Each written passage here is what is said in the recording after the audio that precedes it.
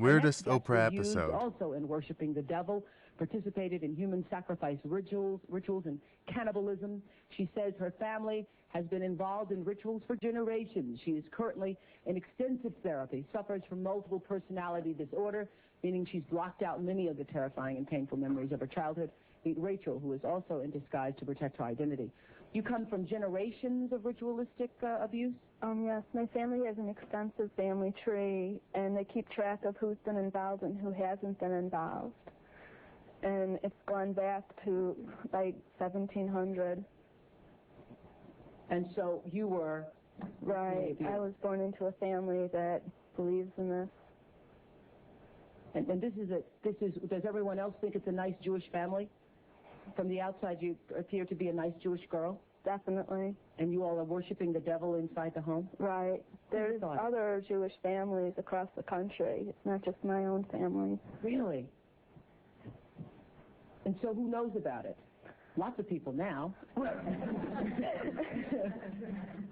I talked to a police detective in the Chicago area, and several of my friends know, and I've spoke publicly before. And so when you were brought up in this kind of evilness, did you just think it was normal? I've blocked out a lot of the memories I had because of my multiple personality disorder. But yes, I mean, it's like if you grow up with something, you think it's normal. Mm-hmm. I always thought So what kinds of things? You don't have to give us the gory details, but what kinds of things went on in the family?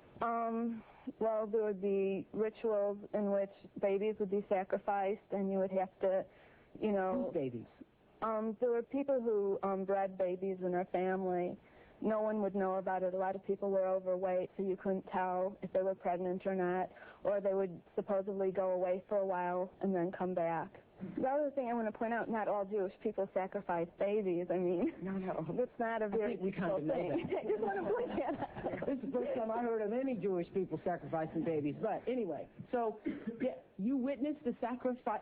Right. When I was very young, I was forced to participate in that, in which I had to sacrifice an infant.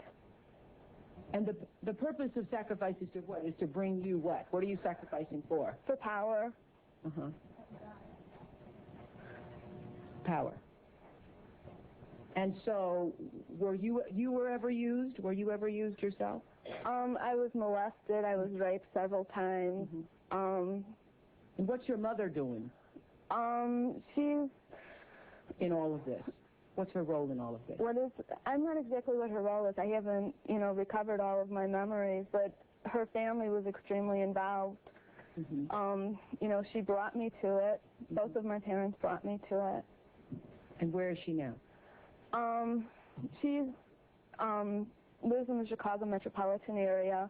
She's on the Human Relations Commission of the town that she lives in, and she's an upstanding citizen.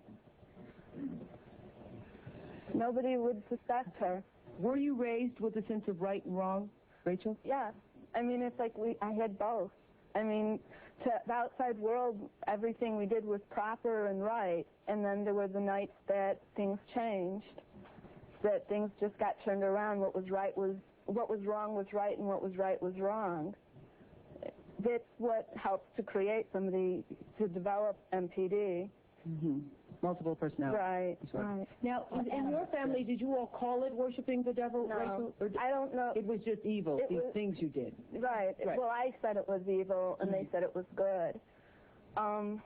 There's a book that I had just come across called Lilith's Cave, which is a book of Jewish mysticism and supernatural, and there's a lot in that book that relates to what I endured when I was a child.